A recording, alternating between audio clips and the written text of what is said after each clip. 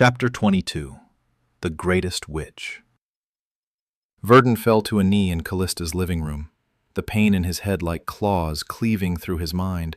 The urge to vomit was intense, but he managed to gather himself together and stand as Clover ran to him. Even with a life as fraught with challenge as his, he still finds the moral stamina to care for others.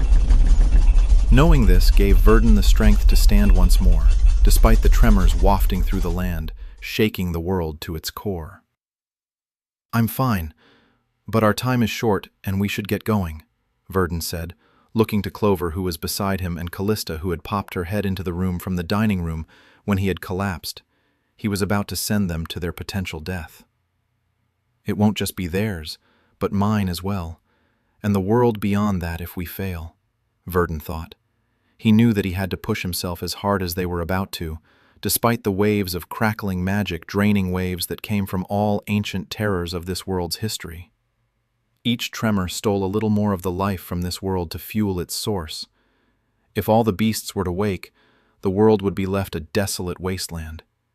He wouldn't allow such a tragedy to befall this world, even if the tremors also took from him. "All right, let's go, Verdun," Callista said, summoning Excalibur to her hands. "Let's get going," Clover said, as he helped Verdun to his feet, earning an angry look from Callista. "You aren't going with us, Clover. If you hurt yourself anymore, you won't be able to see Annie or Stephen again." Callista protested. She kept a straight face, but Verdun could feel the spark of magic within her quaking. She didn't want Clover coming to harm any more than he did, but her chances of handling it on her own were slim. "If I don't help, there won't be a world for them to live in. You said that yourself. You don't have a say in this, Callista. I've already told Verdun my decision. It's time for me to make the right decision," Clover said coldly, a facade that Verdun immediately saw through. Clover didn't want to give up who he was, and Verdun hoped he wouldn't have to.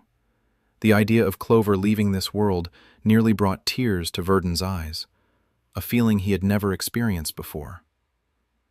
What he does with his life is his own choice. If he were to deny you your destiny, how would you feel? Verdun asked.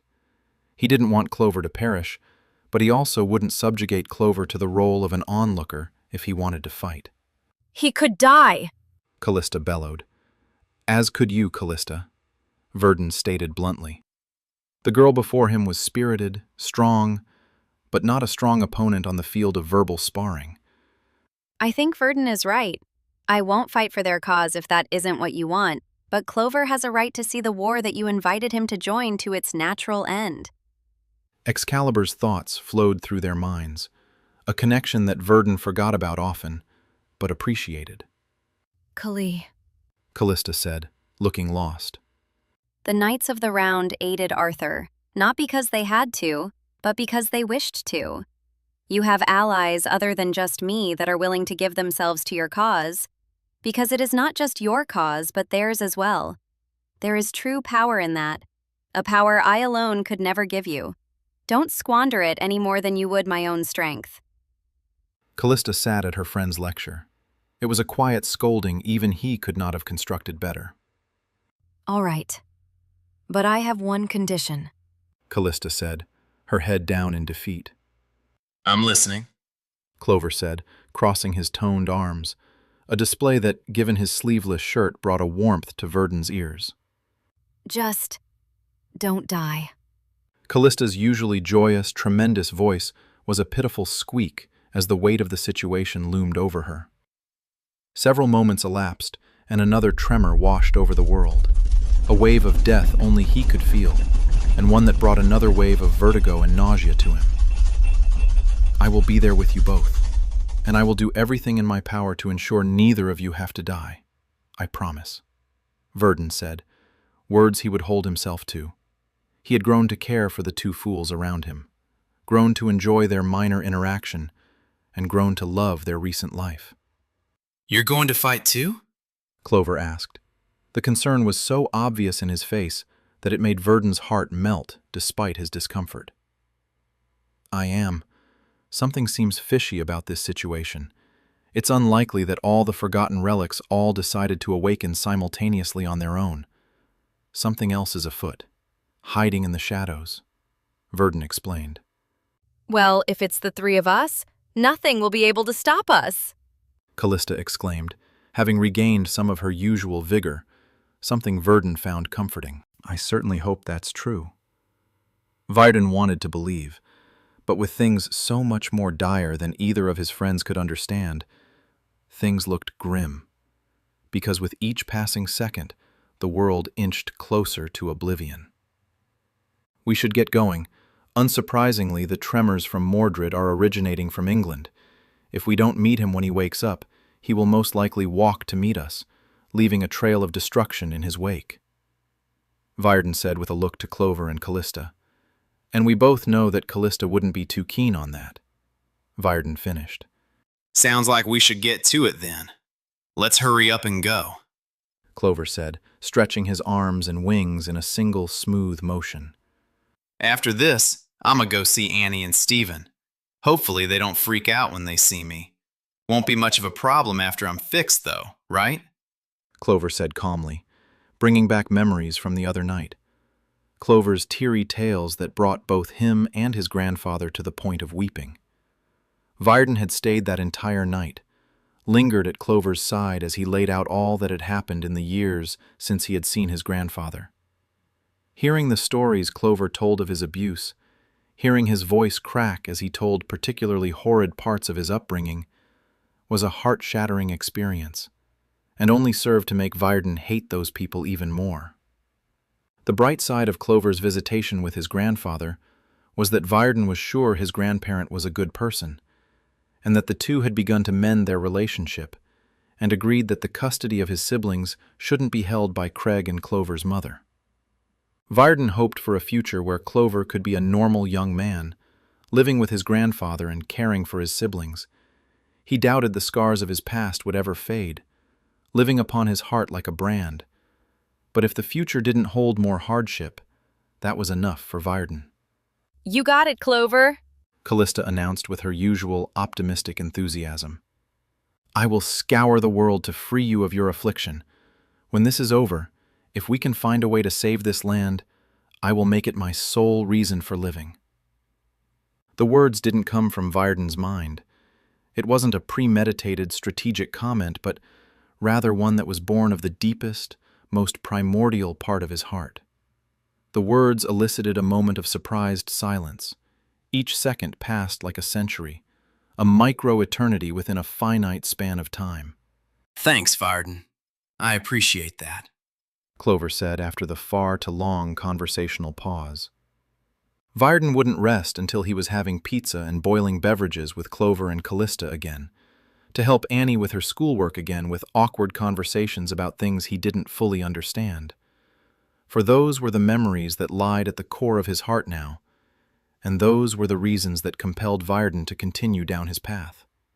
With a wave of his staff, the winged manifestations of his power surrounded them, encapsulating them in his spatial spell, a draining but simple enough spell that transported matter from one space to premeditated destination.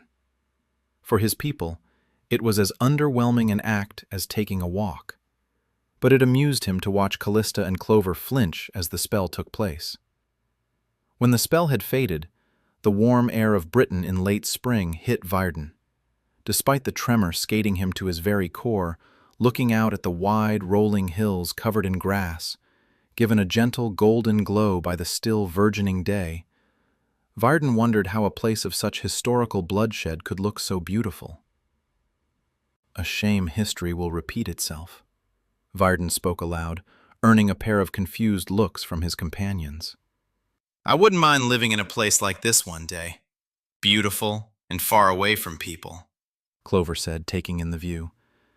If we accomplish both our goals, we could certainly make that happen, Verdon said with a smile, as the next tremor washed over the landscape.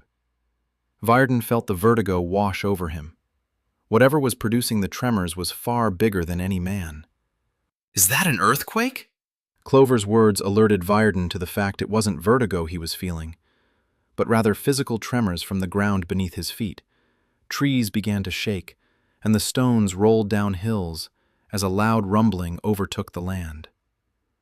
Whatever is causing this is huge, Varden said, grasping Clover's shoulder to steady himself. How big? Callista asked, twirling Excalibur in her hand.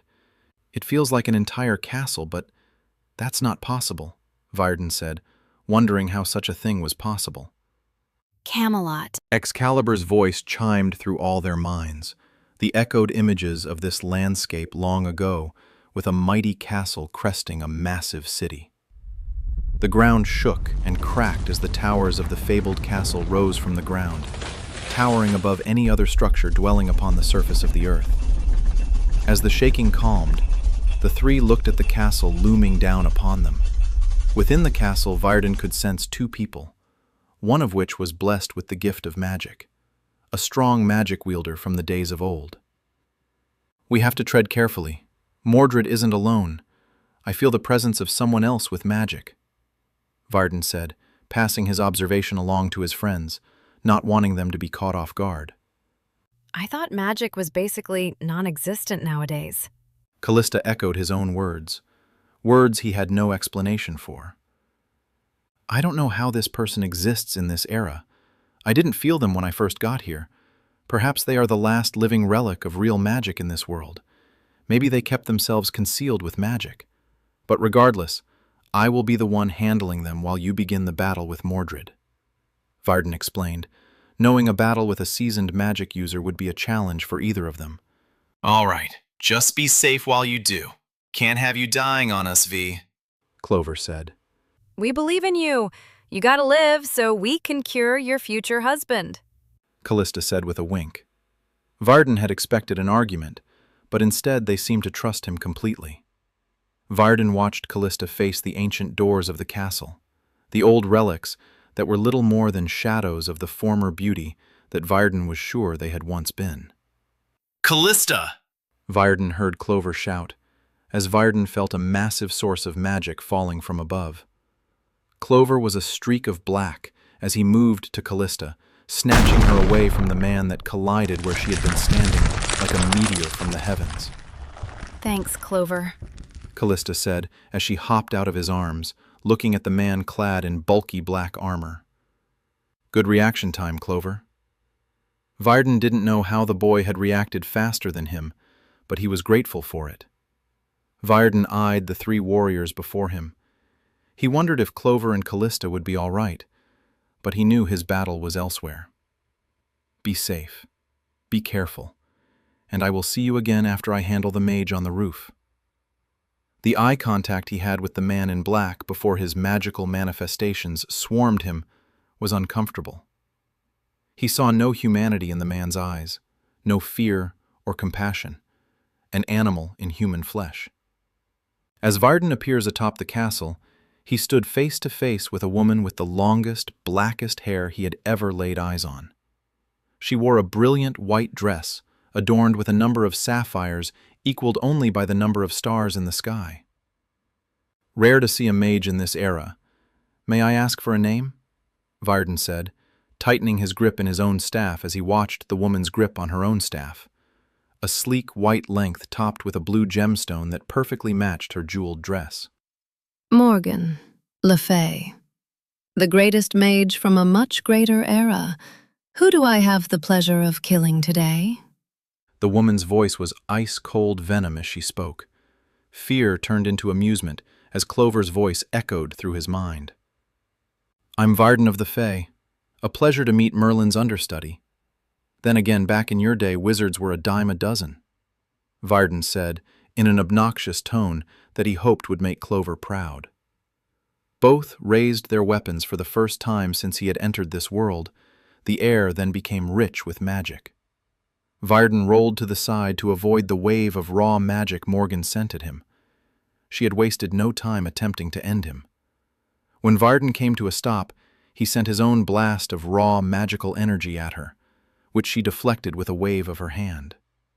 Varden felt his heartbeat, felt the exhilaration of knowing the battle whose opening pages had just begun would truly test him. You're just a boy. I was mentored by the best of your race. Compared to him, you're just a fletchling flapping its wings for the first time. Morgan said as black smoke filled the air around them. A simple maneuver to counter, a simple spell to filter the air around his head. Simple, until he felt an immense pain in his side. Sparing a look down, Varden saw a black spike protruding from his right side. It wasn't fatal, but the pain was sobering. Varden had assumed the darkness in the air was a gas designed to debilitate him, because that was how he would have went about this battle. But instead, the mist was made of millions of black particles in the air that could be moved, gathered, or manipulated at a moment's notice and from any direction. Varden chastised himself for being a fool. He had been taught magic by his kind, those blessed with magic running through their VN, but he had never fought another magic user. The woman before him, however, had been raised in an era where such battles were commonplace. Clever spellcrafting. How many lives has it taken? Varden asked. More than I cared to count. Few had the foresight you did to filter the particles out of your lungs. Usually, that would spell the end for my enemies. Morgan said with a twisted smile as he peered over the edge of the tower on which they battled, inspecting the goings-on. It seems that I vastly underestimated you earlier. Your talent must have been top-notch to become such an incredible example of a mage. Varden admitted, sending a massive fireball at Morgan. The white flames of the blaze were cut short as the particles in the air formed a wall to protect her, exactly as Varden had hoped she would do. When the white fireball impacted the wall of black minerals, it detonated. The explosion destroyed the entire tower on which they battled, sending both of them and huge chunks of debris falling to the earth below. As the ground quickly approached, Varden teleported once more to the top of another tower of the castle, the one he sensed Morgan appearing on, desperately patting a handful of flames from the grimoire at her side. The mist hadn't ceased to be, but had rather dispersed. He knew Morgan would gather it again quickly. Again, Morgan took interest in the goings-on below, looking to see how the debris had impacted the battle. But Varden's heart dropped as she raised her staff and sent a sea of black lightning at his friends.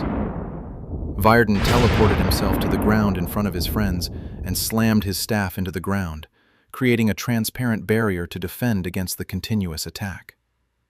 Keeping the barrier up in the face of such a mighty attack was a struggle. His staff cracked and creaked with the strain. Ignoring the weakness in his body and soul, Varden cast 2 more spells as the barrier broke, one to gather the obsidian lightning and another to teleport his friends and Mordred anywhere else, somewhere Morgan couldn't interfere with their work. Varden! He heard Clover yell before the boy vanished from sight, the sphere of condensed magical lightning exploding along with his staff, leaving him on his own, without a weapon before the most powerful witch in all of English history.